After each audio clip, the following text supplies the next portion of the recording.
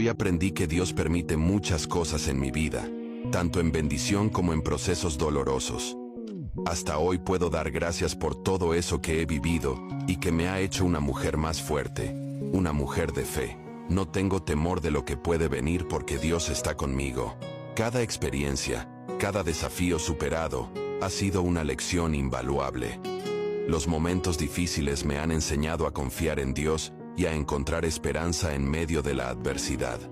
Las bendiciones, por otro lado, son un gran beneficio. Me recuerdan la infinita gracia y el amor que Él derrama sobre mí. Sé que cada paso que doy está guiado por su mano poderosa. No importa lo que el futuro me depare, enfrento el mañana con una fe renovada y un corazón que me guía lleno de gratitud. Estoy convencida de que, con Dios a mi lado, puedo superar cualquier obstáculo y alcanzar cualquier meta. Esta certeza me llena de paz y valor.